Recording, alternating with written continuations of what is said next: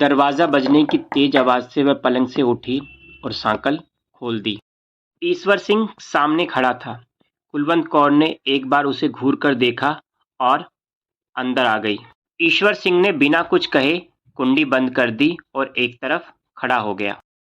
रात के 12 बज रहे थे और शहर एक रहस्यमयी खामोशी में डूबा हुआ था। कुलवंत कौर पलंग पर आलती-पालती मारकर बैठ गई। ईश्वर सिंह अब भी बुत बना खड़ा अपने विचारों में डूबा हुआ था। कुछ क्षण यूं ही खामोशी में बीत गए। कुलवंत कौर बैठे-बैठे ऊब गई तो उसने अपने दाएं हाथ पर अपना सिर रखा और एक करवट लेट गई और उसको देखने लगी। ईश्वर सिंह कुछ न बोला, बस अपराधियों की तरह सिर झुकाए खड़ा रहा। उसकी चुप्पी से परेशान हो कुलवंत कौर पलंग पर बैठ गई और अपनी दोनों टांगें बेड के नीचे लटकाकर उन्हें हिलाने लगी। पर ईश्वर अब भी अपने विचारों में डूबा रहा। कुलवंत कौर 30 साल की गोरी टमाटर जैसी लाल सरदारनी, भरे भरे और मांसल कूल्हों वाली औरत, पहाड़ी जैसी उभरी छाती जो सांसों की लय से ऊपर नीचे हो तो किसी भी पुरुष को आंदोलित कर दे। कटारी सी तेज आंखें जिनके एक इशारों पर छुरियां चल जाएं। रस से भरे गुलाबी ओठ जिनका रसपान करने के लिए सन्यासी भी शपथ तोड़ दें। थोड़ी पर काला तिल जिस पर न जाने कितनी कविताएं रची जा सकें। कुल मिलाकर वह ऐसी औरत थी जिसे पाने की चाहत हर कोई करता था, पर वह ईश्वर सिंह को चाहती थी। पैरों का झूला करते करते वह थक चुकी थी। ईश्वर सिंह अब भी सिर झुकाए चुपचाप खड़ा था। उसके सिर की पगड़ी ढीली हो गई थी और हाथ में जो कृपाण थी वह कांप रही थी। उसकी डील डौल से पता चलता था कि कुलवंत कौर जैसी शेरनी के लिए वह उपयुक्त शिकार था। 20 मिनट यूं ही गुजर गए। कुलवंत कौर ने तड़पते हुए कहा, ईश्वर सिंह।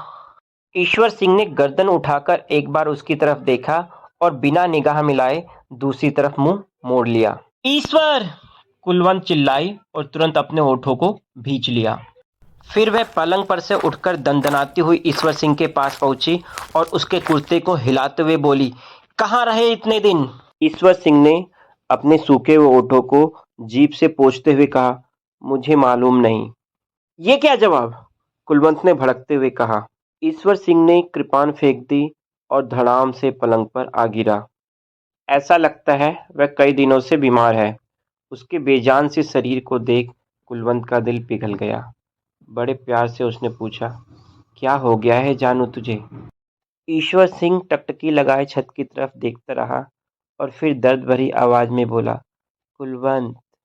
इतना कहकर उसने कुलवंत की गोद में सिर रख दिया। कुलवंत उसके बालों को सहलाने लगी और प्यार से पूछा, ईश्वर सिंह, क्या हो गया है तुझे जानू? ईश्वर सिंह ने कोई जवाब न दिया, बस कुलवंत को घूरकर देखा। उसे अपनी बाहों में समेट लिया। अपने बड़े-बड़े हाथों से उसका पूरा शरीर मसलने लगा और बोला, कसम वाहेगुरु की, तू बड़ी जानदार औरत है। तुझे मेरी कसम, बता कहाँ रहा इतना दिन, या फिर शहर गया था? कुलवंत कौर ने उसके सिर पर हाथ फेरते हुए पूछा। ईश्वर सिंह ने मुंह फेरते हुए कहा, नहीं। तू पक्का शहर गया था। खूब सारे पैसे लूटे होंगे। मुझसे झूठ बोलता है। कुलवंत कौर ने चिढ़ते हुए कहा, मैं अपने बाप का बेटा नहीं अगर झूठ बोलूं, ईश्वर सिंह ने शपथ लेते हुए कहा। कुलवंत कौर कुछ देर चुपचाप सोचती रही, फिर बोली, 8 दिन पहले तू मेरे साथ अच्छा भला लेटा था। शहर से लूटे सारे गहने तूने मुझे पहनाए थे। बार बार मेरी पप्पियां ले रहा था। तेरी प्यार की गर्मी से मैं पिघल रही थी। फिर तुझे अचानक क्या हुआ? तू तेजी से उठा, कपड़े पहने और बिना कुछ बोले बाहर निकल गया और अब 8 दिन बाद लौटता है और ऐसा हाल बना रखा है। तू बता या ना बता, मुझे कुछ गड़बड़ लग रही है। यह सुनकर ईश्वर सिंह का चेहरा फीका पड़ गया। ईश्वर सिंह के चेहरे का रंग उतरते देख वह बोली, ईश्वर सिंह, तेरा चेहरा बता रहा है, तू मुझसे कुछ छुपा रहा है। तू मुझसे झूठ नहीं बोल सकता। सच सच बता, कौन है वो? तू वह मर्द नहीं जो गया था। तू बदल गया है। क्या तुझे किसी ने खरीद लिया? क्या तुझे कोई मुझसे ज्यादा प्यारा मिल गया? इल्जामों से तिलमिलाया ईश्वर सिंह ऐसे उठा जैसे किसी ने घावों पर नमक छिड़क दिया हो। कुलवंत को अपनी तरफ खींचकर उसकी छाती को अपने सीने से कसकर दबा दिया और बोला, मेरी जान, मैं वही हूँ, महसूस कर मुझे और कस के पकड़। कुलवंत बिना विरोध उससे लिपट गई, पर अपनी रट भी नहीं छोड़ी। ईश्वर सिंह, 8 दिन पहले उस रात तुझे क्या हो गया था? कुछ नहीं। तू नहीं बताएगा? कोई बात हो तो बताऊं? जब कुलवंत को कोई जवाब ना मिला तो बोली, मुझसे झूठ बोला तो अपने हाथ से मेरी चिता को आग देगा। ईश्वर सिंह कुछ बोला नहीं, बस कुलवंत के गले में बाहें डाल उसके होंठ चूमने लगा। मूंछों के बाल कुलवंत के नथुनों में घुसे तो उसे छींक आ गई। दोनों हंसने लगे। फिर ईश्वर सिंह वासना भरी नजरों से कुलवंत को देखकर बोला, आओ मेरी जान, एक बार हो जाए। कपड़े उतार कर आजा मेरी कुलवंत। कुलवंत ने बड़ी अदा से अपनी नजरें घुमाई और बोली, हट, भाग जा। ईश्वर सिंह मुस्कुराया, अपना कुर्ता उतार कर फेंक दिया और कहा, हो जाए मेरी जान, अब आ भी जा। कुलवंत पिघल गई। ईश्वर ने कुलवंत को बाहों में समेट लिया। उसने उसका कुर्ता उतारा और उसकी छातियों को चूसने लगा।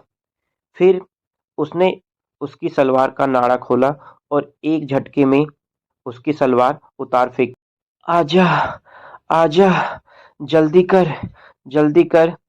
कुलवंत, जो कि अब तक शेरनी थी, वो बकरी बनके मिमियाने लगी। ईश्वर सिंह ने अपनी अदाओं से उसके सारे तार झंझना दिए, पर खुद उसके अपने बदन में कोई हरकत नहीं हो रही थी। कुलवंत तेज आंच पर चढ़ी हुई आंधी की तरह उबल रही थी। जब उससे सहा ना गया तो वह मदहोश धीमी आवाज में बोली, ईश्वर सिंह, बहुत हो चुका, जान मेरी, अब आ भी जा, बाजी खेल। यह सुनते ही ईश्वर सिंह बिल्कुल ढीला पड़ गया। माथे पर पसीने की बूंदें चमकने लगी। कुलवंत ने उसे गरमाने की लाख कोशिश की, पर नाकाम रही। तब वह झटके से पलंग से उठी, कपड़े समेटे और बोली, कौन है वह हरामजादी जिसने तुझे इतना निचोड़ दिया कि तू कुलवंत से भी गर्म नहीं होता? कुलवंत सलवार का नाड़ा बांधते हुए गुस्से में बोली, ईश्वर सिंह, आज मैं झूठ और सच जानकर रहूंगी। वाहे गुरु जी की कसम खा कि इसके पीछे कोई औरत नहीं है। ईश्वर ने हाँ में सिर हिलाया। बस फिर क्या था? कुलवंत पागल हो गई। लपक कर कोने से कृपान उठाई और ईश्वर सिंह पर हमला कर दिया। चोट गले पर लगी, खून के फव्वारे छूटने लगे। ईश्वर सिंह धीमी आवाज में बोला, कुलवंत, तूने जल्दी कर दी, लेकिन जो हुआ ठीक हुआ। कुलवंत ने उसकी बातों पर ध्यान न दिया। उसे तो सिर्फ सौत का डाह खाए जा रहा था। उसने फिर पूछा, मगर वो औरत है कौन? मैं पूछती हूँ, कौन है वह चुड़ैल? खून की कुछ बूंदें ईश्वर सिंह की जीभ तक आ पहुंची, तो उसके नमकीन स्वाद को महसूस कर वह बोला, जो भी हो, पर वह औरत थी बहुत नमकीन। कुलवंत ने गुस्से से उसके गाल पर एक थप्पड़ मारा और बोली, कौन थी वो? सच सच बता। खून काफी बह चुका था और ईश्वर सिंह को बोलने में कठिनाई महसूस हो रही थी। वे बोला, बताता हूँ। तू तो जानती है कैसे भयानक दंगे हो रहे थे। चारों तरफ मार काट मची थी। दंगा करने वाले घरों में घुस घुस कर लोगों को मार रहे थे। मैं भी लूट मार में शामिल हुआ। एक घर में घुसा। वो किसी मुस्लिम का घर था। लगा कि वहां लुटेरे आ चुके थे। घर के आधे लोग मरे, आधे घायल पड़े थे। सारा सामान तितर बितर था। मैंने भी अपनी कृपान निकाली और जिसे जिंदा पाया उसे मार डाला। जो सामान पाया उसे लूटा। फिर मेरी नजर एक बेहोश लड़की पर पड़ी। वह बहुत सुंदर थी, दूध की तरह गोरी थी।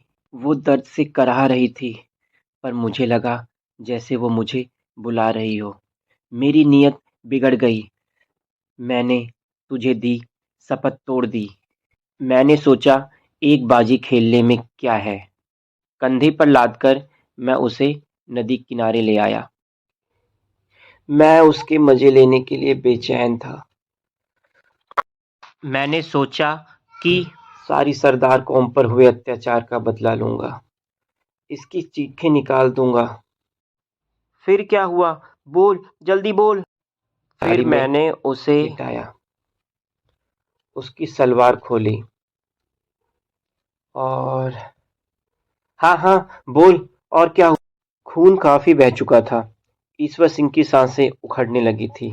वह बोला, मैनू ठंड लग रही है, मेरी बदन से चिपक जा, मैनू गर्मी दे। क्यों? उस कंजरी से गर्मी नहीं मिली? वो उसकी छाती से लगते हुए बोली। मैं जब उस पर चढ़ा तो उसने कोई विरोध न किया। सच की कंजर थी वो। ना उसकी सिसकियां निकली, ना वो चीखी। जब मैंने उसकी नब्ज टटोली तो पाया उसकी नब्ज बंद हो चुकी थी। वह ठंडे मांस का लोथा भर थी। ऐसा कहकर ईश्वर सिंह की गर्दन एक तरफ लुढ़क गई। तूने मुझे पहले क्यों नहीं दस्या? कहकर वो उसकी ठंडी छाती से लिपटकर रोने लगी।